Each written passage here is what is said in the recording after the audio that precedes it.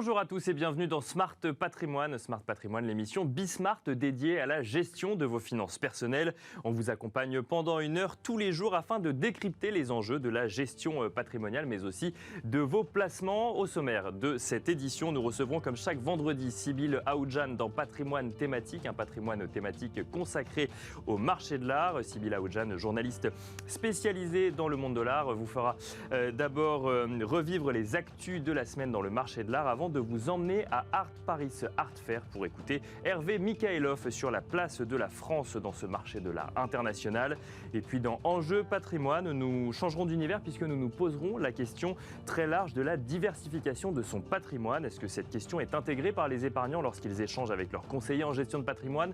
Comment peuvent-ils commencer à diversifier? Et diversifie-t-on seulement le risque? Autant de sujets que nous aborderons avec Cédric Marc, gérant de 3AO Patrimoine, et Grégory Soudjoukjian, directeur général de Rétores Finance. Et puis dans la deuxième partie de Smart Patrimoine, nous serons rejoints comme chaque jour par Laura Olivier, journaliste chez Club Patrimoine, afin de donner la parole aux experts de la gestion patrimoniale. Smart Patrimoine, c'est parti. Patrimoine thématique tous les vendredis, donc c'est consacré au marché de l'art et nous avons le plaisir de retrouver aujourd'hui Sybille Aoudjan, journaliste spécialisée dans le monde de l'art chez Bismart. Bonjour Sybille. Bonjour Nicolas. Alors qu'est-ce qui s'est passé dans le monde de l'art cette semaine? Alors cette semaine était particulièrement riche, on sent que tous les acteurs du monde de l'art sont rentrés. 3 ouvertures dans le 8e arrondissement de Paris ont été annoncées. D'abord, Marianne Ibrahim qui ouvre une galerie à Paris sur la prestigieuse avenue Matignon. Une galerie qui s'étendra sur 400 mètres carrés répartis sur 3 niveaux. Sa première galerie est située à Chicago et elle s'installe désormais en Europe. C'est bien la preuve que Paris prend une place de plus en plus importante sur le marché de l'art. La galeriste, qui est franco-somalienne, a confié, je cite, « Aujourd'hui, Paris revit et renoue avec son faste culturel, artistique et historique d'antan. Nous voyons une opportunité incroyable pour les artistes que nous représentons de faire partie de ce retour de la capitale sur la scène internationale. » Alors la première exposition est appelée J'ai 2 amours. Elle présentera les œuvres de l'artiste ghanéen Amaoko Boafo. Et l'exposition ouvre le 18 septembre avec ce clin d'œil à Joséphine Baker. Et alors Sybille, il y a la galerie Perrotin également qui fait sa rentrée et qui ouvre un espace dédié au second marché. Oui, alors second marché, c'est-à-dire aux œuvres revendues, contrairement aux œuvres vendues pour la première fois, ce qui est habituellement le cas des galeries d'art contemporain. Encore un espace de 400 mètres carrés au 8 avenue Matignon, avec une grande exposition collective des œuvres de Baselit, Calder, Cattelan, Fontana, Kissaring et j'en passe. Pour lancer donc ce Perrotin second marché, il y aura Emmanuel Perrotin, Tom David Bastock et Dylan Lessel qui se sont associés au sein de cette nouvelle structure. Et enfin, en ce début septembre, la galerie Nathalie Obadia inaugure un espace encore dans ce même quartier, rue du Faubourg Saint-Honoré, après un espace dans le Marais et à Bruxelles. Donc c'est encore un signe que le 8e arrondissement monte en puissance sur la scène internationale. Et cette scène internationale qui a justement été analysée, Sybille, par le rapport de mi-année réalisé par Art Basel et UBS. Oui, ce rapport a été publié cette semaine et porte sur la résilience du secteur après cette période très particulière que nous avons tous traversée. Il est rédigé comme à l'habitude par le docteur Clare McAndrew. Il est basé sur les réponses de plus de 700 revendeurs opérant dans 54 régions et surtout il intègre les témoignages de 500 collectionneurs à valeur nette élevée, donc c'est-à-dire des collectionneurs qui sont actifs chaque année et ayant une liquidité de plus de 1 million de dollars. Et alors un mot peut-être des conclusions du rapport? Alors le premier semestre 2021 a été bon. 50% des marchands ont remarqué une augmentation de leurs ventes par rapport à la même période en 2020. C'est assez inégal. En revanche, selon les régions, les marchands asiatiques ont vu leurs ventes progresser de 18%, tandis que l'Europe a été plus touchée et enregistre une baisse de 7%, toujours par rapport à ce premier semestre 2020. Bien entendu, les ventes en ligne ont fortement augmenté. Elles représentent 33% de toutes les ventes des marchands d'art. C'est plus du double qu'en 2019. Et côté collectionneur maintenant, Sybille? Alors sur ces 500 collectionneurs, leurs dépenses médianes pour l'art et les antiquités ont bondi de 42% en moyenne. Des dépenses médianes situées à 242 000 $, contre 170 000 $ sur l'ensemble de 2020. Et ce qui est intéressant de remarquer, c'est que les dépenses des femmes ont augmenté. Leurs dépenses médianes atteignent presque le double, 410 000 $ pour elles. Il a également été prouvé que les femmes artistes sont de mieux en mieux représentées dans les collections. Elles représentent 42% de toutes les œuvres, contre 39% en 2020 et 37% en 2019. Et alors, on termine ces actualités de la semaine dans le monde de l'art avec un nouveau dispositif que vous allez nous présenter pour accompagner le secteur culturel dans sa transition numérique. Oui, c'est dans le cadre de France Relance. Le ministère de la Culture alloue 40 millions d'euros pour, je cite, accompagner les transitions numériques et écologiques des industries culturelles et créatives. Donc plus exactement, c'est 4 dispositifs qui sont lancés, dotés de 10 millions d'euros de subventions chacun. Alors le petit tour. Le premier dispositif, c'est une solution de billetterie innovante. Ensuite, le deuxième dispositif permet de favoriser l'émergence d'alternatives vertes, donc c'est-à-dire des solutions durables destinées aux activités culturelles. Troisième appel à projet pour développer une expérience augmentée du spectacle vivant, donc pour permettre de développer de nouvelles techniques audiovisuelles. Et quatrième appel à projet pour la numérisation du patrimoine et de l'architecture, donc à des fins de conservation, ou alors dans le but de proposer des nouvelles offres culturelles innovantes. Tout cela sera, toutes les réponses sont à donner avant le 3 décembre 2021 et vous pouvez trouver tous les détails sur le site du gouvernement. C'est intéressant de voir que finalement, dans le cadre de France Relance, on n'oublie pas le marché de l'art dans ce contexte actuel, Sybille. Tout à fait. Alors, on enchaîne maintenant avec Art Paris Art Fair où vous vous êtes rendu. C'était la 23e édition cette année. Voilà, ça fait aussi partie des grandes actualités de cette semaine. On s'y est rendu avec Kosela Bouech pour interviewer Hervé Mikhailov, commissaire indépendant et invité par la foire pour réaliser un focus sur la scène française. Je vous laisse tout de suite regarder les images. Bonjour. Bonjour. Commissaire indépendant, invité par la foire pour réaliser un focus sur la scène française. Vous avez conçu l'espace Portrait et Figuration Regard sur la scène française qui réunit une sélection de 20 artistes. Est-ce que déjà vous pouvez nous expliquer comment vous avez fait cette sélection ? Alors cette sélection a été faite sur dossier à partir de propositions faites par des galeries de différentes tailles et de différentes génération et que toutes les galeries sont françaises. Les artistes font partie d'une scène française que j'avais envie d'éclairer, de mettre en regard pour cette édition d'Art Paris. Et donc ça, c'est tourné vers le portrait, la figuration. Comment expliquer ce retour à la figuration ? Comment expliquer aussi, est-ce qu'il y a une différence entre la figuration d'aujourd'hui et celle qu'on connaissait auparavant ? Et est-ce que du coup, il y a un attrait particulier aujourd'hui pour la figuration ? Oui, je crois que la figuration n'a jamais disparu. Ce qu'on montre, c'est justement une certaine continuité à travers différentes générations d'artistes. Mais aujourd'hui, à travers mes visites d'atelier, à travers les artistes que je rencontre, je vois effectivement qu'il y a un retour très fort de la figuration et du portrait, qui est dû peut-être tout simplement aussi à l'époque qu'elle on traverse, et une interrogation introspective des artistes aujourd'hui sur eux-mêmes et sur le monde dans lequel ils vivent. Est-ce que ça attire d'autant plus les investisseurs ? Est-ce que c'est les artistes qui se sont plus intéressés à la figuration et du coup le public est réceptif, ou ce serait l'inverse ? La figuration, elle peut avoir plusieurs formes. Elle peut être figurative, mais elle peut être aussi narrative, elle peut être aussi plus conceptuelle. Donc il y a une variété finalement de choix sur la figuration.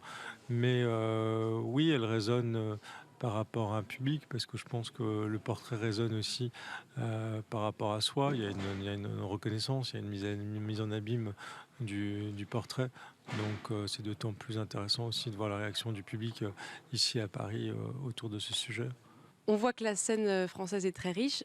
Comment est-ce que les artistes français sont perçus à l'international ? Est-ce qu'il y a beaucoup de ventes d'artistes français ?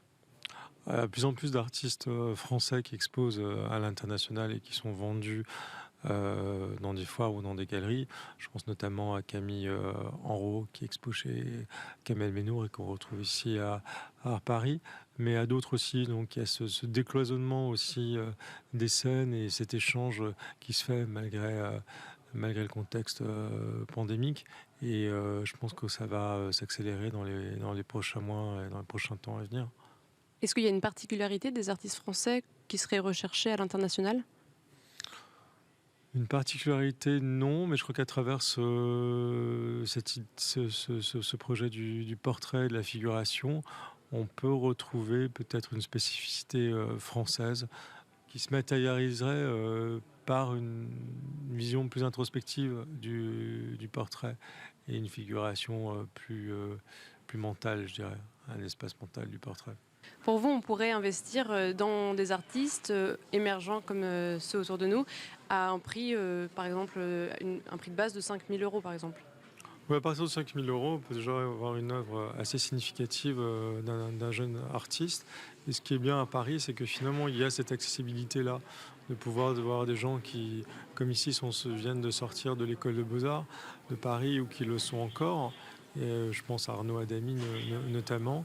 Bien sûr, avant tout, il faut que ça soit un coup de cœur, que le collectionneur aime le travail de l'artiste, mais ça peut être aussi une source d'investissement. Nous sommes ici à Art Concept. Pourquoi est-ce que vous vouliez nous présenter cette galerie et cet artiste derrière nous ? La galerie Art Concept est une galerie très intéressante que je suis depuis de nombreuses années. Et Jean-Luc Blanc, qui fait partie de ma sélection, est un artiste très intéressant qui a une 50aine d'années environ et qui, depuis longtemps, est un grand collectionneur d'images, de magazines, d'images trouvées. Pas d'images forcément trouvées sur Internet, mais plutôt des images trouvées dans des magazines. Et chaque fois, il choisit un certain nombre d'images qu'il décide de mettre en peinture. Vraiment, c'est cette idée de passer du statut de l'image, de l'icône à la peinture. Et je trouve ce portrait très frappant et très représentatif en fait de son travail. C'est un portrait de Jeanne Moreau. Quelle est la place de la France sur le marché de l'art ? Alors, la France, c'était un des tout premiers quand même marché de l'art, mais bien loin des États-Unis et bien loin de l'Angleterre. A tendance un peu à rattraper en ce moment l'Angleterre. Donc c'est vraiment une des scènes aujourd'hui les plus importantes pour le marché de l'art en France, parce que ça touche pas simplement l'art contemporain, ça touche aussi l'art moderne, ça touche aussi le design.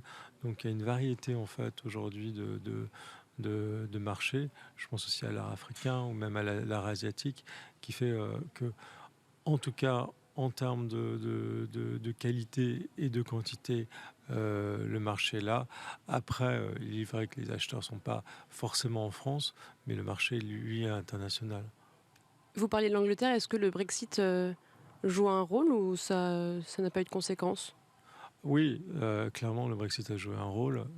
Et aujourd'hui, certaines galeries se repositionnent dans d'autres lieux en attendant de voir ce qui se passe.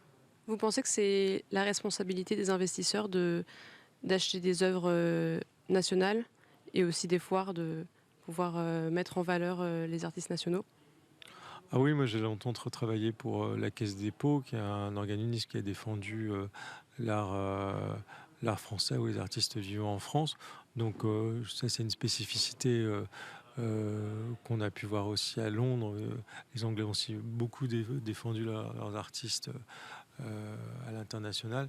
Donc je pense que c'est tout à fait normal que la France, à travers aussi pas simplement des actions publiques, mais des actions privées, soutiennent les artistes français avant tout, et notamment, je pense au prix Marcel Duchamp et à d'autres initiatives, c'est le cas.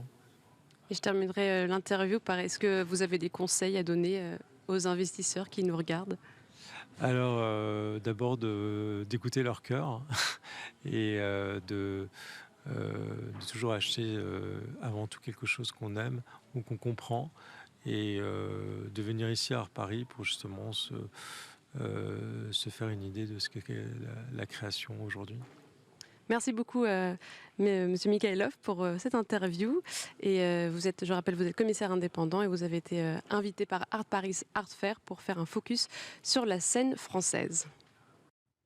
C'était donc l'interview d'Hervé Mikhailov menée par vous, Sybilla Oudjan, donc à Art Paris Art Fair. Hervé Mikhailov qui est commissaire indépendant et qui était invité pour réaliser un focus sur la scène française. Une interview donc menée par vous et réalisée par Kosela Bouesh. Merci beaucoup Sybilla Oudjan. On se retrouve vendredi prochain pour de nouvelles actus du marché de l'art et de nouveaux intervenants pour nous expliquer un petit peu les grands enjeux autour de ce marché de l'art. Merci beaucoup Sybille. Merci Nicolas. On se retrouve nous tout de suite dans Enjeux Patrimoine. C'est parti pour Enjeux Patrimoine où nous allons nous poser la question de la diversification de son patrimoine avec deux experts de la gestion patrimoniale en plateau. Cédric Marc, tout d'abord, bonjour. Bonjour. Vous êtes gérant du cabinet 3AO Patrimoine et Grégory Soudjougjian, bonjour. Bonjour Nicolas. Vous êtes directeur général de Rétorès Finance. Alors un thème très vaste, cette diversification de patrimoine dans un temps très court, un défi que vous avez accepté de relever. On peut peut-être commencer avec vous, Grégory Soudjougjian. Diversifier son patrimoine, c'est un sujet qui revient souvent dans les échanges avec vos clients, dans le sens c'est eux qui l'amènent, c'est vous qui l'amenez, c'est forcément dans les discussions.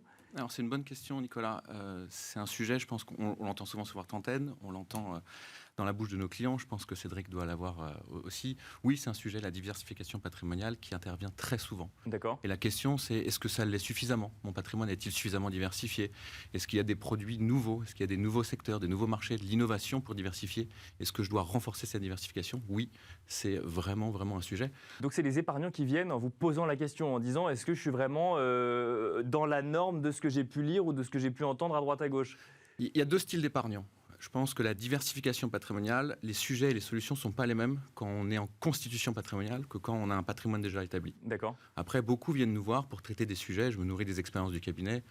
La diversification des dépositaires, la diversification du mode de détention des actifs, la diversification au sein de la même classe d'actifs de l'immobilier. Immobilier direct, indirect, pierre papier. Donc ils nous posent beaucoup de questions. Et aujourd'hui, oui, c'est un vrai sujet pour eux et à chaque étape de leur construction patrimoniale. Alors on va voir effectivement comment on peut faire concrètement. Vous avez déjà donné quelques billes. Effectivement, même question juste avant Cédric Marc. Quand les épargnants viennent vous voir, ils sont au fait de cette nécessité de diversifier ou il y a quand même besoin d'un peu de pédagogie? Alors moi j'ai l'impression en fait qu'à la différence de toi, les clients ils ont besoin d'une éducation financière et de discuter avec eux. Et par rapport à la problématique de diversification de patrimoine, on diversifie son patrimoine pourquoi généralement? Pour faire face à un risque financier. D'accord. Ouais. Financier. Mais moi je les sensibilise plutôt à une protection d'un risque de leur propre survie. Mais donc ça veut dire que quand on veut diversifier, c'est qu'on a conscience d'avoir fait un placement risqué et qu'on veut se couvrir de ce placement risqué, c'est ça? Ou le risque, ça peut être autre chose? Non, pour moi, c'est plutôt ce que j'essaie de les sensibiliser, c'est face à l'allongement de la durée de la vie humaine. D'accord. C'est de faire face à une génération pendant très longtemps d'un complément de revenus. Et la question, c'est est-ce que leur patrimoine, il est suffisamment bien diversifié et équilibré de manière à quels que soient les cycles qu'ils vont traverser, qu'ils vont pouvoir, entre autres, générer, je dirais, un complément de revenus pour faire face à leurs problématiques dans le temps. Donc le risque, en fait, c'est de ne plus avoir de revenus passer une certaine date ou une certaine période parce qu'on vit trop longtemps par rapport aux revenus qu'on peut se générer, c'est ça? Exactement, exactement. Et j'ai lu il y a quelques années, et je le fais régulièrement, les études statistiques sur l'INSEE, sur l'Institut national d'études démographiques, pour voir comment se passe l'allongement de la durée de la vie humaine.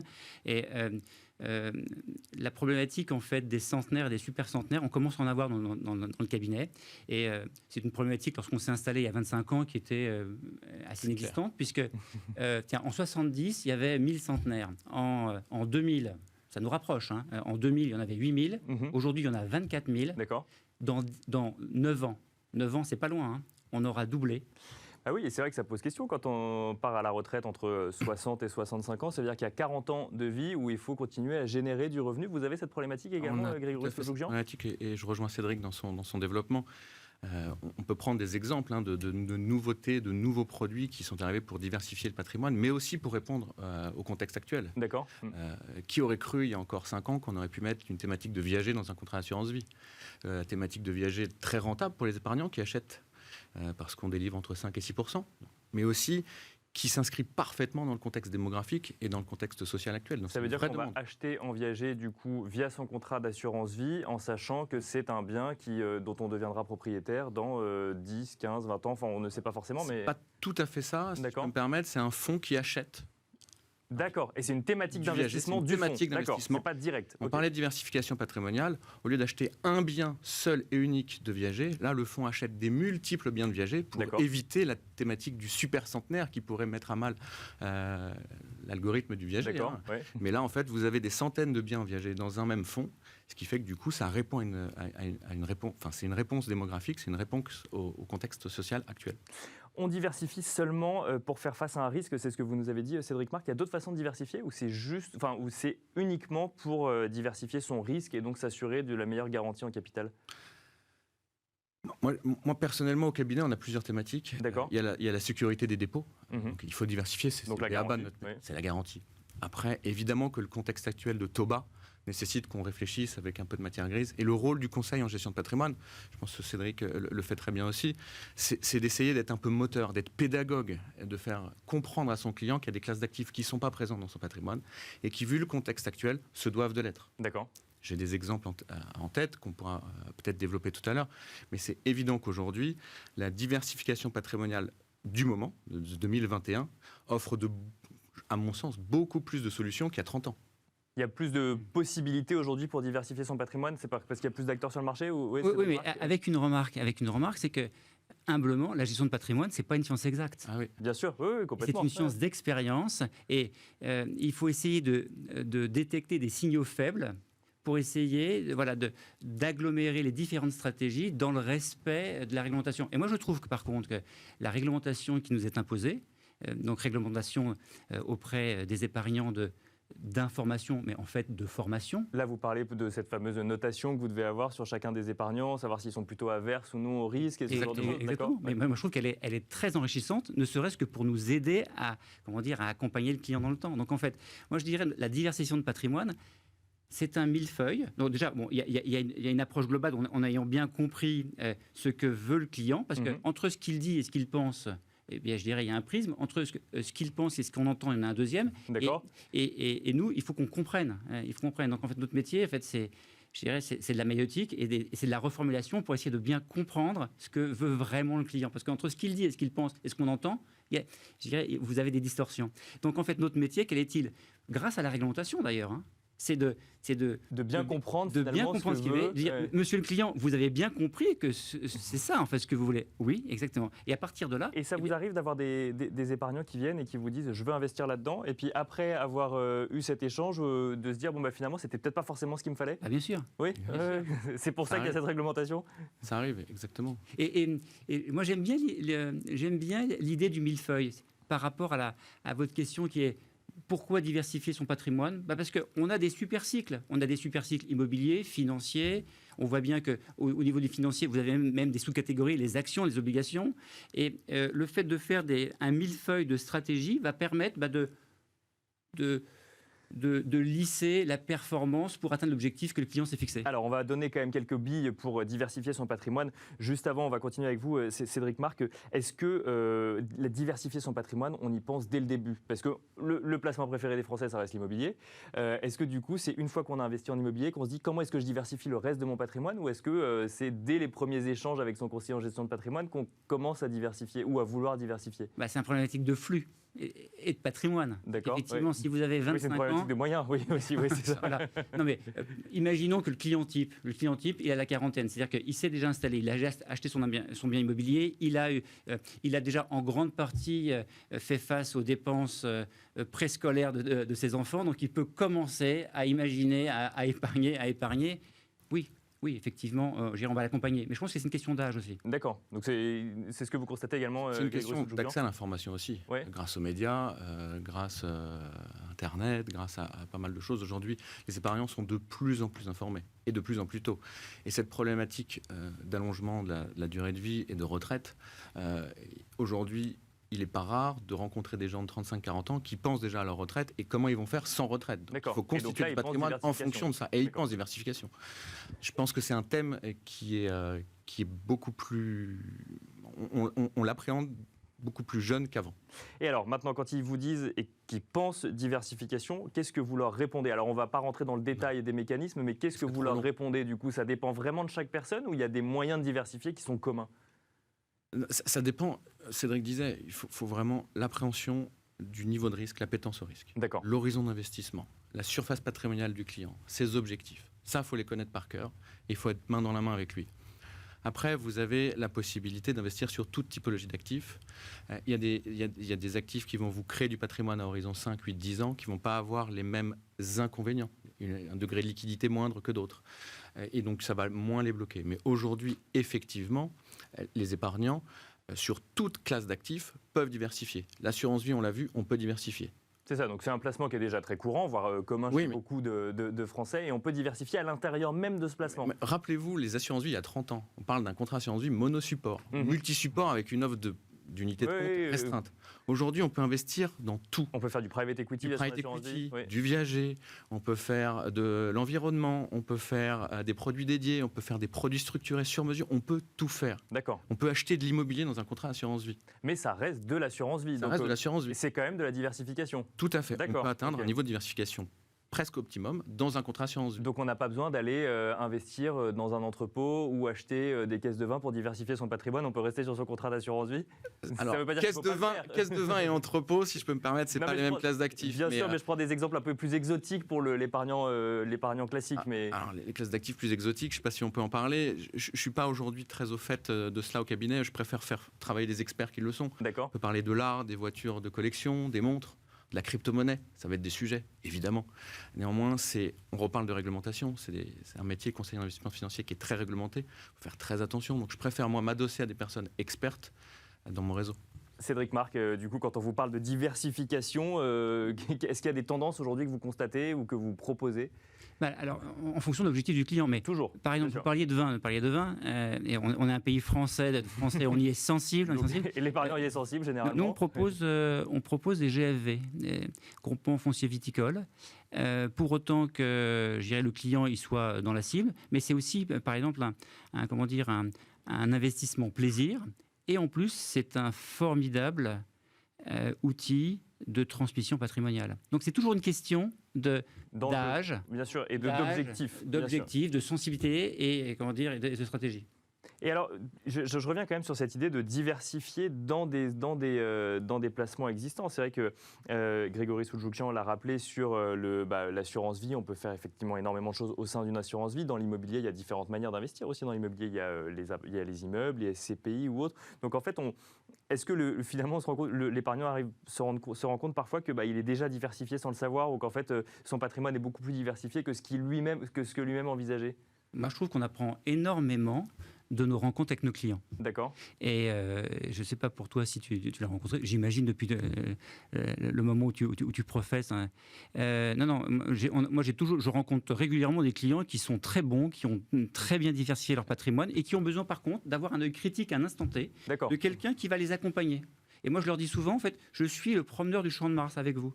On est là pour marcher on fait un état des lieux, l'un à côté de l'autre, on discute. Et on discute pour voir, pour avoir le miroir de ce qu'il a fait exactement et de porter un jugement critique, parce que constructif.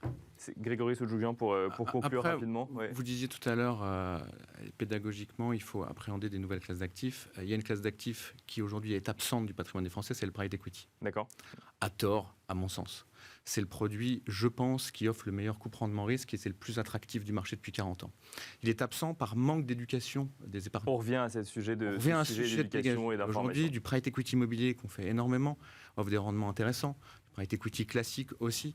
Et donc, c'est une classe d'actifs, si elle est abordée avec une dose de diversification, est pertinente. Et vous reviendrez nous en parler sur ce plateau. Merci beaucoup, messieurs. Merci, Cédric Marc, gérant de 3AO Patrimoine. Merci Grégory Soudjoukjian, directeur général de Retores Finance. Merci à vous également d'avoir suivi Enjeu Patrimoine. Et on se retrouve tout de suite dans la deuxième partie de Smart Patrimoine.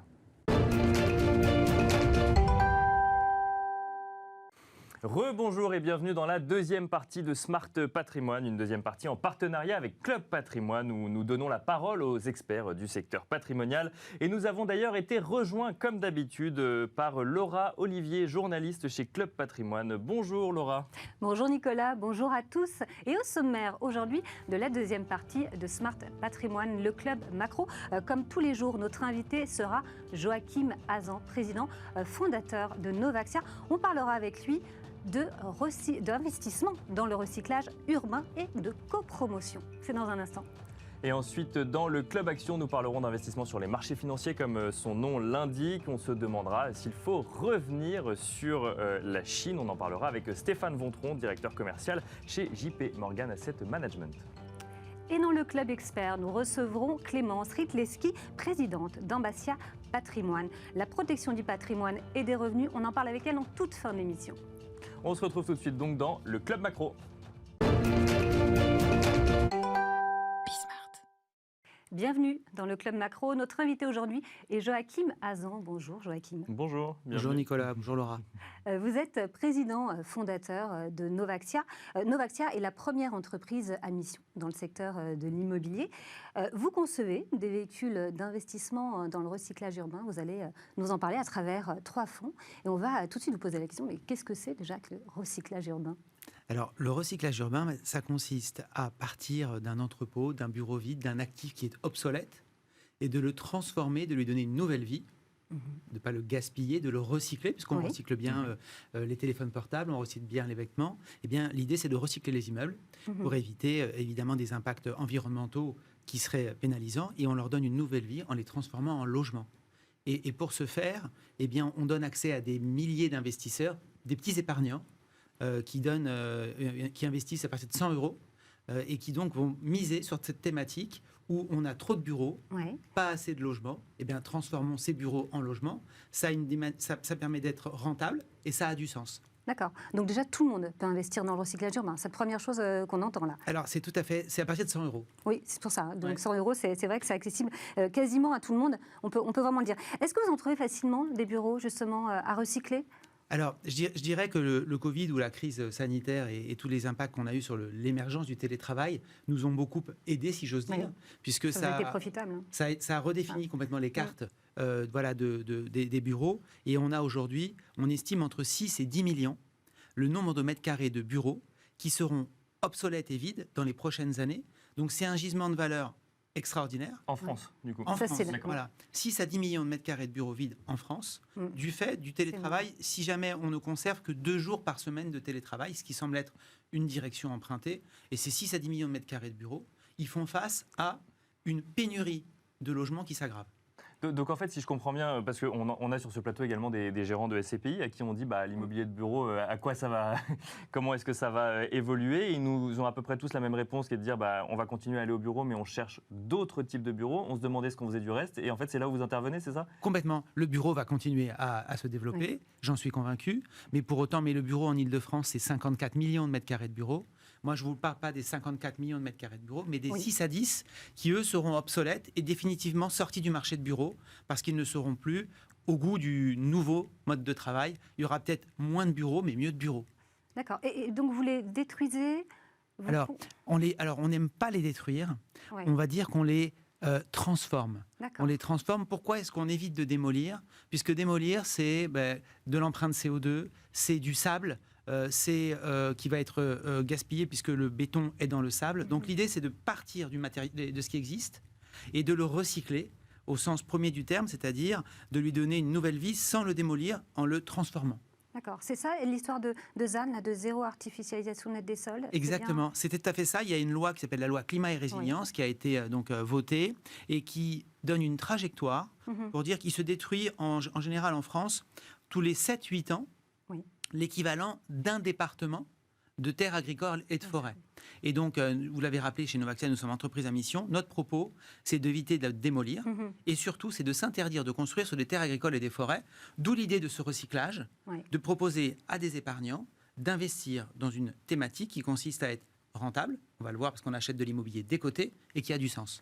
Et alors, avant de parler de rentabilité ou autre, quand on recycle, et notamment avec les nouvelles normes sur les passoires énergétiques ou autres qui émergent au fur et à mesure. Est-ce que c'est si simple que ça de récupérer de l'immobilier qui a été créé il y a 20, 30, 40, 50 ans, voire même plus, et de le remettre au goût du jour? Pas du tout. Oui, d'accord. Pas du C'est tout. pas simple. Pour moi, c'est franc. Voilà. Pas du tout. C'est compliqué. Donc, c'est pour ça que chez Novaxia, nous avons une quarantaine de personnes qui sont architectes, qui viennent de sociétés de construction, c'est de bureaux d'études. C'est un métier à part entière. Et l'idée, c'est de faire chaque année de construction d'immeubles, dans les années 70, dans les années les immeubles haussmanniens, les immeubles des années 2000, n'ont pas du tout les mêmes natures de plancher, les mêmes trames de fenêtres. Donc, on commence à avoir 15 ans de recul sur ces sujets chez Novaxia. Donc, on a des familles d'immeubles qui nécessitent une typologie d'intervention différente. D'accord. Et alors, il y a une autre originalité dans votre modèle, c'est que vous le faites en copromotion. Tout à fait. Ça, je veux bien que vous nous expliquiez également Oui, ce que ça veut dire. Effectivement, on est donc pour démultiplier notre activité, on propose aux promoteurs immobiliers qui voudraient acquérir un terrain, eh bien, de financer grâce à nos véhicules, grâce à nos fonds, d'acquérir le foncier, d'acquérir l'immeuble, qui va demander beaucoup de fonds propres, que le promoteur n'a pas forcément, même les gros promoteurs n'ont pas forcément envie d'immobiliser du capital, puisque c'est un métier d'investisseur. Et donc les promoteurs sont nos ambassadeurs, puisque c'est eux qui vont sur le terrain, si j'ose dire, détecter les opportunités foncières, nous les remonter, et ensuite on associe nos investisseurs, nos fonds, avec des grands promoteurs, pour transformer ces immeubles. Donc, on a vu que c'était accessible au plus grand nombre. Investir, donc ça, c'est assez facile. Quels sont les avantages, quels sont les risques? Alors, les avantages, eh bien, le premier, c'est une décote. Le premier avantage, c'est quand on investit dans cette thématique du recyclage urbain, à travers les 3 véhicules qu'on met à disposition du grand public, eh bien, l'idée, c'est d'acheter l'immeuble 25% moins cher, puisque c'est du bureau vide. D'accord, vous l'achetez moins cher. Voilà, donc il y a une décote à l'entrée. Parce que le prix au mètre carré du bureau est moins cher ou parce que c'est obsolète? Les deux. D'accord. Les deux, parce qu'on va dans des zones où le bureau est moins cher que le logement, et on va dans des zones où forcément le bureau qui est vide et en mauvais état vaut moins cher que du bureau en bon état. Donc quand vous compilez tout ça, vous avez une décote de l'ordre de 25%, et on va ensuite donc le transformer en logement. Donc, et l'idée, c'est qu'on s'associe aux meilleurs opérateurs de la place pour la transformation. Et ensuite, cette décote, elle disparaît puisqu'on va vendre des logements au prix des logements. Et c'est là qu'on capte cette décote entre prix du bureau, prix du logement. On superpose les cartes des prix du bureau et des prix du logement et on voit les zones où il est pertinent pour nous d'investir. Vous me disiez, quel risque y a-t-il? Eh bien, le risque, c'est un risque de temps essentiellement. Et donc, comment nous faisons pour mutualiser le risque? Eh bien, nous avons dans nos fonds des règles de dispersion. Et donc, nous interdisons de mettre plus que 10% d'un projet dans un fonds, de sorte à offrir une mutualisation. Risque de temps, ça veut dire quoi? Risque de temps, de décalage, de retard de travaux. Retard, plus exactement, retard dans les autorisations administratives. Puisque là où on crée beaucoup de valeur, c'est qu'en lieu et place d'un immeuble vacant, on obtient un permis de construire pour en faire du logement. Et les élus et les pouvoirs publics sont extrêmement moteurs, puisque la tendance, on le voit bien, que ce soit avec la loi climat et résilience, avec la prise de conscience écologique, on a une aide ou toute la vague de maires qui sont devenus verts depuis quelques temps, on voit bien qu'on est dans l'air du temps et soutenu par les pouvoirs publics. Alors maintenant, on va regarder bien sûr le rendement, puisque côté rendement, qu'est-ce qu'on peut attendre de vos fonds? Alors, nos véhicules, ils ont une espérance de rendement de l'ordre de 5 à 6% en fonction des véhicules. D'accord, c'est net de frais? C'est net de frais, net investisseur. Ok, alors c'est vrai qu'il y a également une autre originalité, c'est qu'en fait, ils ne sont jamais vacants, vos bureaux, c'est ça? Enfin, vos bureaux devenus logements. Alors, effectivement, puisque... Vous les louez? Alors après, ce qu'on fait, c'est qu'on les revend. D'accord, vous revendez l'immeuble. Voilà, on revend l'immeuble. Donc, une fois que le projet a été transformé en logement, il y a un appétit immense, vu que le marché du bureau a décliné en termes de volume d'investissement. Les investisseurs institutionnels se sont tous reportés sur notamment la classe d'actifs logement, logistique, mais aussi logement. Et donc, une fois qu'on a transformé l'immeuble en logement, on a l'embarras du choix pour vendre ces actifs, puisque on vend aujourd'hui sur le prix du bloc. On vend sur le prix du détail des immeubles en bloc. Et vous vendez à qui, du coup? À des institutionnels. D'accord, qui rachètent l'immeuble. Qui rachètent l'immeuble en bloc, ou à des particuliers qui veulent se loger. Tout simplement. Juste un dernier mot du coup sur cette occupation temporaire. Et puis alors ça c'est quelque chose qui nous tient très à cœur en tant qu'entreprise à mission chez Novaxia, c'est le fait qu'on met à disposition gratuitement les bâtiments dans la phase de transformation ou en attente de transformation, on a 2 ans, on a entre 18 et 24 mois, où on prête les bâtiments à des associations, à des organismes culturels, qui vont pouvoir créer des événements, créer de l'humanitaire, lutter contre le mal logement, en faisant de l'hébergement d'urgence. Et ça, c'est quelque chose qui nous tient très à cœur. Merci beaucoup, Joachim, d'avoir été avec nous. On se retrouve tout de suite dans le Club Action pour parler de Chine.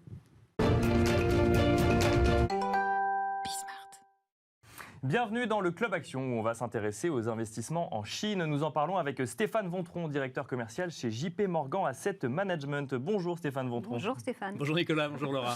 Alors, doit-on revenir sur la Chine ? On pourrait presque vous laisser dérouler sur le sujet. En tout cas, quelques points de contexte. En fait, on entend quand même assez régulièrement que le moment de la Chine est passé, qu'il y a eu la reprise économique en Chine, qu'ensuite il y a eu la reprise économique aux États-Unis et que c'est le moment de l'Europe actuellement. On pourra d'ailleurs revenir sur les déclarations de Christine Lagarde peut-être un petit peu plus loin. Mais vous, aujourd'hui, si vous venez défendre la Chine, c'est que vous croyez qu'il y a encore des opportunités dans le pays ? Évidemment, nous en sommes convaincus. C'est vrai que ce que vous partagez et qu'on entend régulièrement dans le marché concernant effectivement le retour en grâce de l'Europe, qui est justifié, mais qui est une lecture très tactique, très court terme du contexte que nous vivons, tout simplement parce qu'il y a un effet de base. On a vécu une dépression. C'est une question de temps de reprise. On a connu une dépression considérable. Et donc, du coup, un effet rattrapage assez spectaculaire cette année, toute proportion gardée par rapport à la croissance potentielle. Bien sûr. Croissance potentielle, en gros, je vous le rappelle, les 2 jambes quand même, c'est la croissance démographique et la croissance de la productivité. Ce sont ces 2 éléments. Bon, là, la croissance potentielle des pays développés, relativement atome de ce point de vue-là, repose essentiellement sur la croissance de la productivité.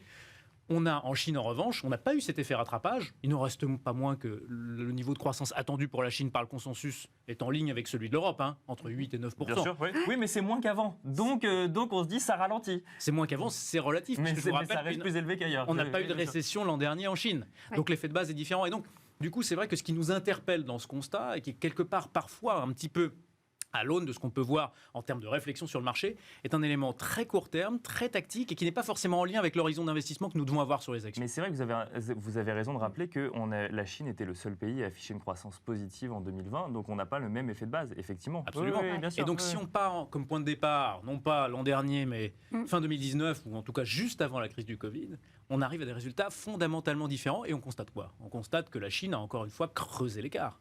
Précisément, parce que je ne vous apprends rien, sur un effet de base, sur une base 100, quand on ne contracte pas, on prend beaucoup d'avance. Pour autant, il y a quand même des contre-arguments sur ce marché chinois.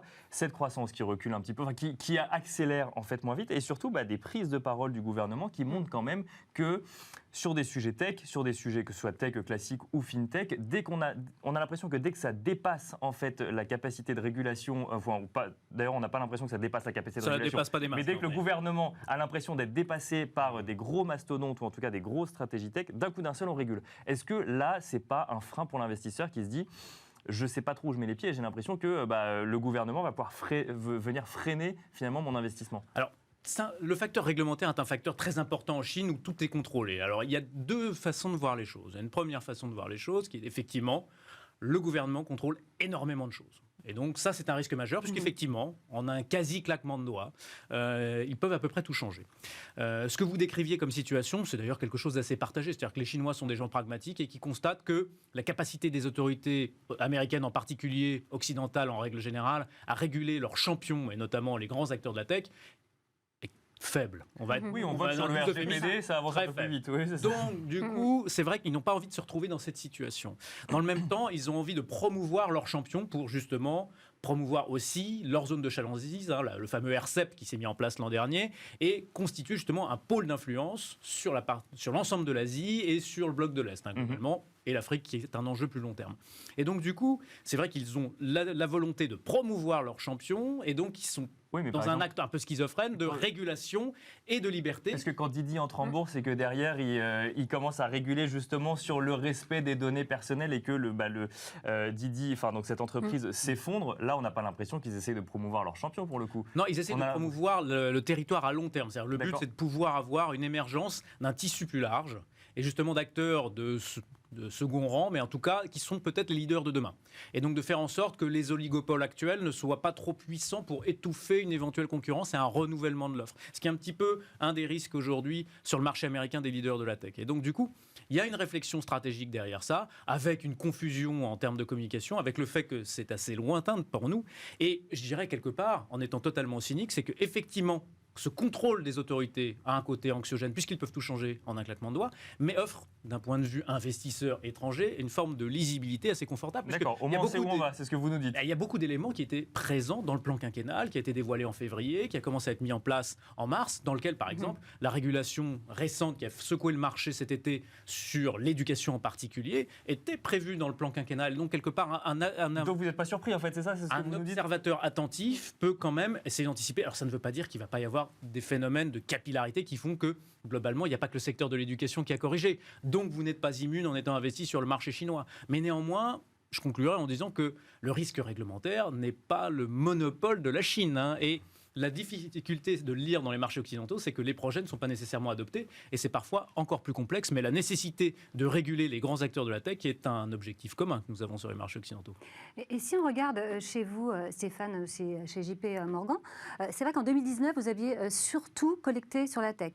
On s'est vu en mars cette année, vous m'aviez dit que vous collectiez 2 fois plus sur la Chine que sur la tech. Et aujourd'hui, vous en êtes où ? Alors aujourd'hui, ce qu'il faut constater, c'est plutôt encourageant, c'est que la très bonne tendance de collecte que nous avons connue dans le deuxième semestre de l'an dernier et sur la première partie de cette année sur le marché chinois, c'est globalement maintenu. C'est-à-dire que bien sûr, on ne collecte pas au même rythme, mais en revanche, ce qui est assez satisfaisant, c'est que nous n'avons pas de sortie sur le marché chinois. Donc les investisseurs sont restés embarqués dans ce thème de long terme. C'est une bonne chose parce que précisément... C'est une demande de leur part ou c'est une conviction de votre part ? Alors c'est une conviction que nous avons partagée, mais c'était également une demande parce qu'il faut avoir en tête que le marché chinois, c'est un exercice 2019 et un exercice 2020 qui ont été de très très bonne qualité. Et puis également, il y a plusieurs réflexions derrière ça. C'est-à-dire que la Chine, c'est à la fois un vivier de croissance, c'est également un des rares marchés capacitaires. C'est 15% de la capi mondiale quand même, la Chine. C'est pas un micro-marché. Et la Chine qui essaie de revenir sur son marché intérieur d'ailleurs, qui a beaucoup fonctionné sur les marchés extérieurs, qui maintenant essaie de se créer un marché intérieur. Tout à fait. Alors, il est déjà là, mais il essaie de favoriser, pardon. Oui, c'est à peu près 5 fois le marché français quand même, donc il est assez significatif. Mais néanmoins, il y a un élément qui est très différent par rapport à nos marchés développés, c'est que c'est une cote qui n'est pas en attrition, mais qui est en développement. Et donc, du coup, ça donne une forme de dynamisme à ce marché. Ça signifie aussi qu'il est relativement mal suivi et que pour des gérants comme nous, il laisse beaucoup de place à de la génération d'alpha, de la création de surperformance, précisément parce qu'il est relativement mal suivi avec des acteurs récents. Et donc ça, c'est une opportunité supplémentaire par rapport à la croissance sous-jacente, par rapport au développement de ce marché, par rapport à des éléments techniques sur lesquels on pourra revenir, qui sont très favorables à long terme pour la Chine. Oui, parce que donc la Chine, ça reste une de vos convictions fortes. Vous avez trois fonds sur la Chine, sur les actions chinoises. Comment ils se portent ?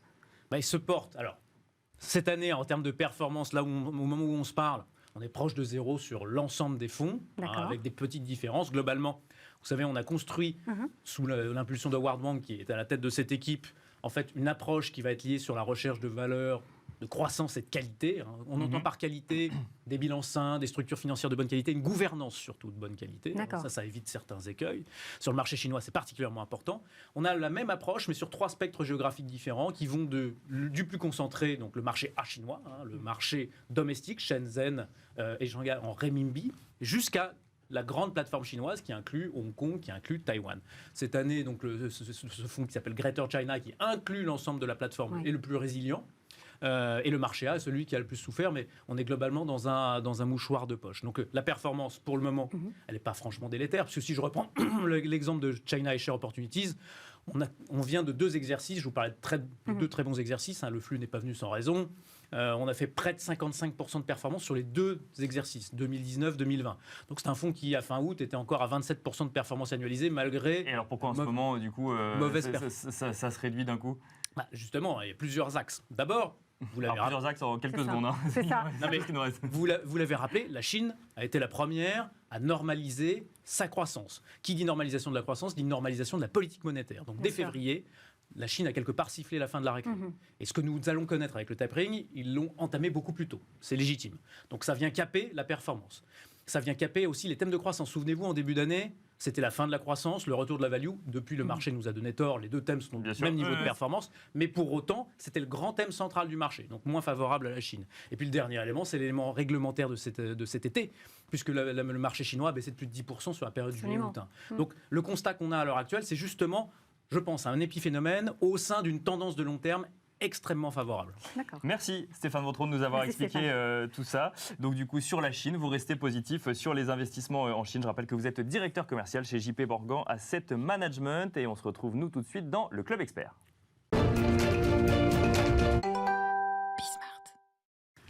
Et on se retrouve pour le Club Expert. Notre invitée aujourd'hui est Clémence Rytleski, présidente d'Ambassia Patrimoine. Bonjour Clémence. Bonjour Laura. Bienvenue. Bonjour.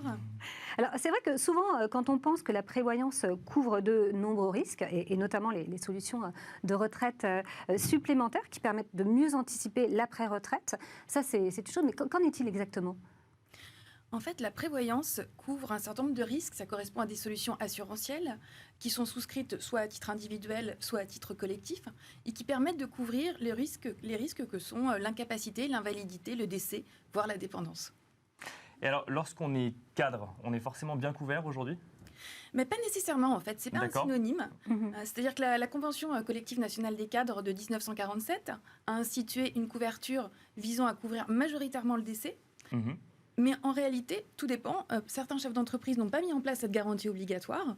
Et du coup, les cadres se retrouvent mal couverts. Et le risque dans ce cas-là, c'est que la société soit obligée de verser une somme correspondant à 3 plafonds sécu à ses ayants droit si elle n'a pas respecté cette règle. Alors, les professions libérales sont beaucoup mieux couvertes depuis le 1er juillet. Qu'en est-il exactement ? Alors, effectivement, la CNVPL, qui régit la totalité des professions libérales hors avocat, a mis en place, et c'est extrêmement novateur, une garantie qui couvre les professions libérales à partir de 3 jours, avec un délai de carence de 3 jours, jusqu'à 90 jours. Mais au-delà, si le régime social dont elles dépendent ne prévoit pas de garantie, elles ne sont pas couvertes. Donc, c'est-à-dire, je vous donne un exemple, notamment les huissiers de justice, les pharmaciens, par exemple, ne sont pas couverts, ainsi que les cotisants à la CIPAV, donc ce qu'on appelle les conseils au sens large, ne sont pas couverts au-delà de 90 jours. Donc, s'ils n'ont pas prévu de garantie supplémentaire, eh bien, il n'y a rien. D'où l'intérêt de faire appel à des contrats de prévoyance, si je comprends bien. Absolument. Et alors, quand on veut faire appel à un contrat de prévoyance, comment ça se passe ? C'est la même chose pour un vétérinaire, pour un huissier de justice ou autre ? C'est standardisé ? Pas du tout. Ça n'est pas standardisé. On peut tout à fait faire du sur-mesure. Chaque situation est différente. Donc, selon que vous êtes entreprise libérale, c'est ça ? Selon que vous êtes salarié, entreprise libérale. Alors, selon que vous êtes, entreprise libérale ou salarié, effectivement, ça ne se passe pas de la même façon. D'accord. En fonction des professions, il y a aussi des disparités, mais c'est surtout, en fait, votre statut familial qui fait que les contrats vont être différents. Un célibataire n'a pas les mêmes besoins qu'une personne qui a 4 enfants et dont le conjoint, par exemple, ne travaille pas. Bien sûr. Il faut s'adapter en faisant du sur-mesure pour faire en sorte que les gens soient bien couverts en fonction de leurs besoins réels et de leur situation familiale. Et est-ce que le contrat de prévoyance est soumis à un questionnaire de santé ? Alors, le contrat de prévoyance est quasi systématiquement soumis à un questionnaire de santé, à quelques exceptions près. Effectivement, pour des collèges de salariés, certaines compagnies d'assurance excluent, compte tenu du nombre et de la mutualisation du risque, ce questionnaire. Mais la plupart du temps, et c'est systématique en individuel, le questionnaire de santé est requis. Alors, quels sont, selon vous, les enjeux de la dépendance ? Alors, la dépendance, en fait, c'est un vaste sujet. Aujourd'hui, l'INSEE a donné ses chiffres récemment. En 2021, l'espérance de vie en bonne santé est de 63 ans. En revanche, elle dit bien que l'espérance de vie pour un homme est de 79 ans et pour une femme de 85 ans. Donc, on voit bien qu'il y a un delta colossal. Absolument. Le taux d'équipement aujourd'hui est très faible. Et du coup, il y a un vrai enjeu, en fait, et pour les assurés et pour les assureurs. Cette nécessité de faire appel à des contrats de prévoyance, elle est bien comprise par les gens avec qui vous discutez, et notamment par les chefs d'entreprise ou par les cadres ? Alors, pas nécessairement. D'accord. La plupart du temps, ils méprennent, en fait, leur statut. Ils se disent, je ne suis pas encore concerné ou je suis déjà protégé alors qu'ils ne le sont pas, c'est ça ? Absolument. D'accord. Alors, il y a plusieurs choses, en fait. Soit parfois, il y a une forme de refus d'aborder ces sujets, parce qu'on se confronte Ça à arrive sa souvent, propre- ça? Oui, ça arrive, ouais. Ah bah, c'est toujours des sujets un peu complexes à aborder, C'est vrai, de c'est prévoir vrai. le pire en fait. Mais Exactement, on se confronte Ouais. à son propre décès ou à une situation difficile liée à la maladie. Et puis certains, effectivement, ont déjà des contrats, mais ont des contrats qui ne sont plus adaptés puisque chaque situation change. D'accord. Vous pouvez avoir un bénéfice qui, Ah oui, à la d'accord, hausse, à la baisse. Il y a beaucoup de choses qui évoluent en fait. Et donc en fait, on peut le faire évoluer son contrat de prévoyance tout au long de sa vie. D'accord, c'est pas une fois on a pris un contrat de prévoyance parce qu'on est dans telle entreprise face à telle. Bah oui, effectivement, si on change en fait de rôle au sein de l'entreprise ou si on change de situation familiale, et c'est plus la situation familiale qui va jouer que le rôle au sein de l'entreprise. Alors ça dépend, si vous êtes cadre, vous dépendez d'un collège cadre. D'accord. Donc tous les cadres d'une même catégorie auront les mêmes garanties, bénéficieront des mêmes garanties. D'accord. En revanche, pour un TNS, là, il y a un vrai enjeu individualisé. Et si on est chef d'entreprise, c'est la même chose que si on est profession libérale ou c'est encore autre chose? Alors, chef d'entreprise, tout dépend du statut. D'accord. Ça Si dépend vous du êt- coup de la société, du type de Exactement. société, si on est Ça dépend de la gérant forme ou si, juridique. d'accord. Oui. Ça dépend de la forme juridique de la société et de votre statut, en fait. Si vous êtes un assimilé salarié en SAS, Mhm. vous dépendrez effectivement d'un statut type salarié. Si en revanche, vous êtes gérant majoritaire d'une SARL, là, vous aurez bien un statut de TNS. Et les chefs d'entreprise, là, pour le coup, pareil, ils n'anticipent pas forcément cette nécessité de prévoyance, alors que pour le coup, ils ont conscience que leur retraite repose un peu plus sur eux, que ils n'auront pas de chômage ou autre. Là, ils ont conscience, c'est quoi? C'est un manque d'information sur la prévoyance ou un manque d'envie de prévoir? Alors, on peut être confronté aux deux. D'accord, ok. C'est très Ça dépend du variable. profil, C'est ouais, ça. c'est ça. Après, c'est un sujet très psychologique, la prévoyance. Hein. Bien sûr, ouais. C'est exactement comme le fait de préparer sa succession. Mhm. On a envie de le faire, on a envie de se pencher sur la question ou pas. D'accord. Donc là, c'est très variable d'un individu à l'autre. D'accord. Et en moyenne, on le fait évoluer combien de fois, ce contrat? Alors, généralement, ce qu'on conseille, c'est de le faire évoluer au moins tous les 3 ans. Ok. quand même. Ah oui, c'est récurrent. Ouais. Ou en tout cas, de s'assurer que les garanties mises en place correspondent toujours à la situation de la personne en question. Et Il ne alors faut pas le faire et l'oublier, quoi. Absolument, Faut pas le surtout faire et pas. l'oublier, ouais, c'est ça, on se retrouve ça. un peu trop tard. Sur les quelques secondes qui nous restent, vous nous disiez justement que vous conseillez de le faire tous les 3 ans. Quels sont les conseils que vous donneriez à un chef d'entreprise, moi j'imagine, ou une chef d'entreprise qui aurait 40 ans, un petit peu d'expérience du coup professionnelle, mais qui n'aurait jamais anticipé sa prévoyance? Quelle est la première chose à faire? Alors, la première chose à faire, c'est effectivement se couvrir en cas d'arrêt de travail et D'accord. de décès. C'est la première chose. Faire en sorte que ses ayants droit, ses enfants, son conjoint récupèrent de l'argent en cas de décès prématuré. Mhm. Et puis aussi et surtout, s'assurer qu'ils bénéficient bien d'un complément de rémunération en cas d'arrêt de travail, Bien sûr. ne ouais. serait-ce que pour être sûr que l'entreprise va se poursuivre. Que pour l'entreprise. Ah oui, que l'entreprise va se poursuivre et que Bien sûr. la personne pourra quand même continuer à vivre, quel Bien que sûr. soit C'est ça. l'accident de vie qu'on n'a pas envie d'imaginer, mais qui pourrait arriver. Merci beaucoup Clémence Rytlewski Merci, pour nous avoir détaillé du coup comment protéger son patrimoine et ses revenus. Je rappelle que vous êtes présidente d'Ambassia Patrimoine. C'est déjà la fin de Smart Patrimoine. Encore un plaisir de l'animer à vos côtés, Laura. Toujours un plaisir, Nicolas. Et merci à vous également de nous avoir suivis. On se donne rendez-vous la semaine prochaine, lundi prochain, pour un nouveau numéro de Smart Patrimoine. Bon week-end. Merci beaucoup.